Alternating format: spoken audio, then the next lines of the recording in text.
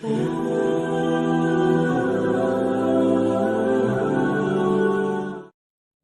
वालेकुम रहमतुल्लाह। दोस्तों, आज की वीडियो नमाज में गलती होने और फिर इसको ठीक करने के लिए सिजदा सहव करने के बारे में। साथ ही साथ ये भी बताएंगे कि अगर एक ही नमाज में दो मुख्तलिफ गलतियां कर ली हैं तो फिर सिजदा सहव के बारे में क्या होगा।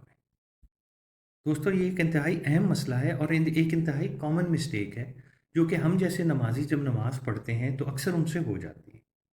हमें ये तो पता है कि अगर हमसे एक गलती हो जाए तो हम सिजदे सहव करके अपनी नमाज दुरुस्त कर लेते हैं, लेकिन सवाल यहाँ पे ये है कि अगर आपसे एक ही नमाज में दो दफ़ा गलती हो गई है तो फिर आप क्या करेंगे।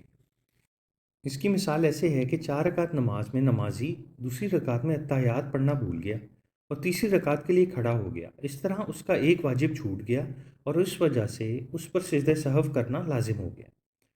फिर तीसरी रकात में भूल कर अत्तायात के लिए बैठ गया, जबकि अत्तायात के लिए चौथी रकात में बैठना था, जबकि चौथी रकात के लिए खड़ा होना वाजिब था।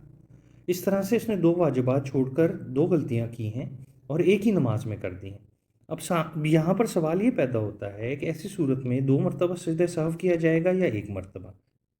ये और इस जैसी कई गलतियां हम अक्सर नमाज में कर, इसीलिए उलमाए कराम ने इसका हल भी बता दिया है। जवाब यह है कि चाहे आप पर नमाज में 10 मरतबा ही क्यों ना सजदा सहव लाजिम आ जाएं, यानी 10 मरतबा आप भूल जाएं, तो आखिरी रकात में अत्ताहियात के बाद जब आप बैठें, जिसे कायदा आखिर भी कहा जाता है, एक ही दफ़ा सजदा सहव करेंगे, ना कि 10 मरतबा।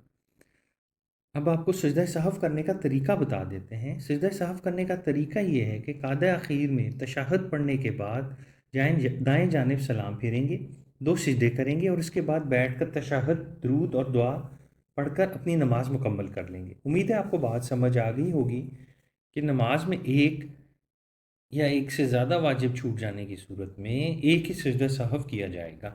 इंशाल्लाह अगली वीडियो में आपसे फिर मुलाकात होगी। हमारे चैनल को लाइक और सब्सक्राइब ज़रूर कीजिएगा। खुदा हाफ़िज़।